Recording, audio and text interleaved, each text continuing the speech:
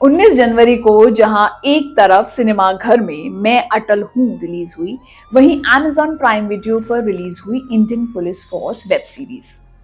7 episode की ये series है जिसमें एक एपिसोड की ड्यूरेशन 45 मिनट से 50 मिनट तक की है। अगर मैं आपको सच बोलूं तो बिंज वॉच वर्दी ये सीरीज बिल्कुल भी नहीं है। रोहित शेट्टी कॉप यूनिवर्स में ज्यादा घूमते हैं, यानी कि कॉप मूवीज बनाने में मास्टरी रखते हैं, पर अनफॉर्चुनेटली वो यहाँ पर छाप नहीं छोड़ पाए हैं। सिंघम, सिम्बा, सूर्यवंशी बड़े पर्दे की 3 घंटे वाली मसाला फिल्में एक्शन धूम धूम डायलॉग के सहारे चल जाती है, पर एक वेब सीरीज में आप केवल उछलती कारों और धमाकों पर डिपेंड नहीं कर सकते, because the audience has the choice to move on to another series.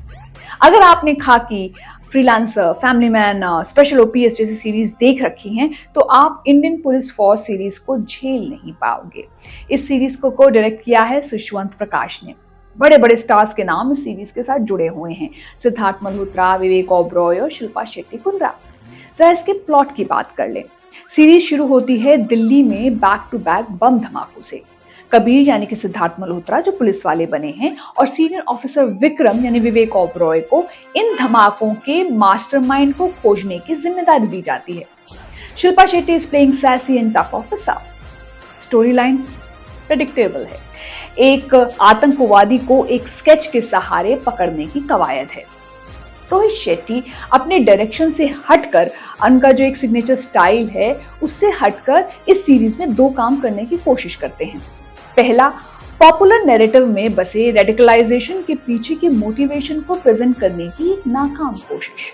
दूसरा, करंट सोशियो पॉलिटिकल एटमॉस्फेयर में प्रोटैगनिस्ट को एक मुस्लिम कॉप के रूप में प्रेजेंट करके। इस सीरीज में आपको मुकेश ऋषि भी दिखाई देंगे, वही जो सरफरोश में एक ईमानदार पुलिस वाले का किरदार पहले निभा चुके हैं। Highlights, action sequences and bomb blast. Number 2, बड़े नाम और चेहरे।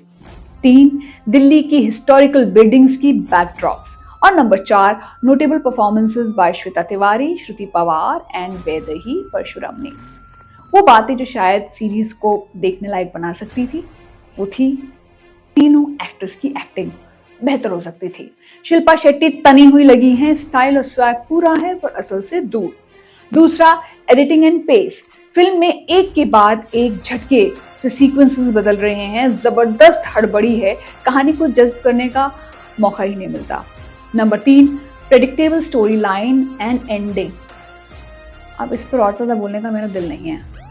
ओवरऑल स्टोरी टेलिंग के लिए 1.5 स्टार्स। जिस दिन ऐसा कुछ देखने का मन हो जिसमें दिमाग के धागे ज्यादा ना खुलें तब ये सीरीज देख लीजिएगा आप। मैं मिलूंगी आपसे थोड़ा कैंडिड।